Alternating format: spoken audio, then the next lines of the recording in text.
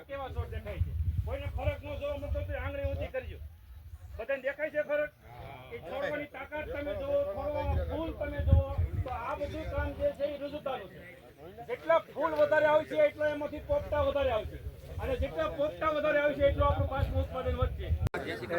Dharmaj crop guard limited તરફથી આપ સૌ અમારા ટૂંક સમયના આમંત્રણને માન રાખીને અહીંયા છેક ફિલ્ડ સુધી એટલે કે વાડી સુધી આપ બધા ખેડૂતો પહોંચ્યા હો, તો આપ સર્વનું હું અહીંયા હાર્દિક સ્વાગત કરું છું.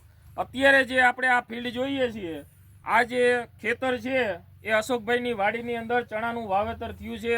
એ લગભગ 35-40 દિવસ 40 થી 45 દિવસની આજુબાજુનો ચણાનો પાક છે. તો આ ચણાની અંદર આપણે આજથી 10-12 દિવસ પહેલા ધર્મજ કંપનીની રુજુતા નામની દવા અને એક આ સીબીજેડ નામની દવા, આ બે દવાની એક પંપની અંદર આજે તમે બોર્ડર જોવો છો એ બોર્ડર ઉપર સ્પ્રે કરેલો છે. આ બે દવા જે છાંટી છે એ છાંટવાથી કેવા કેવા પ્રકારનો આમાં ફેરફાર છે. જે પાછળની હાર છે એમાં છાંટેલ નથી, આ બાજુ જે છે એમાં છાંટેલ નથી, ને બાજુનું જે ખેતર છે એ આખા ખેતરની અંદર આજે 20 દિવસ થયા છે અને એક સ્પ્રે એમાં છંટાઈ ગયેલો છે. તો ત્યાંય તમે જોઈ શકો છો.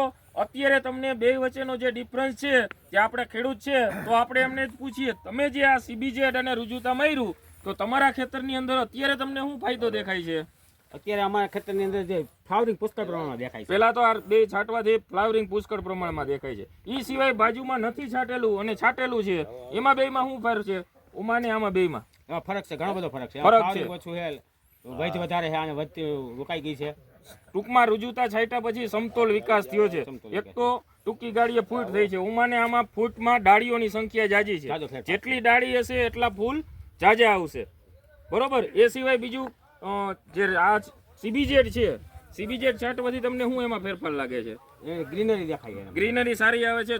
છોડને જે કેલ્શિયમ, બોરોન અને ઝીંક આ જે 3 તત્વો છે એની ખામી પૂરી પડે છે, અને પુષ્કળ પ્રમાણમાં રુજુતા છાંટવાથી ફ્લાવરિંગ આવ્યું છે.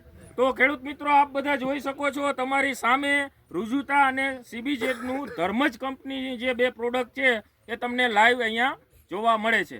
આભાર.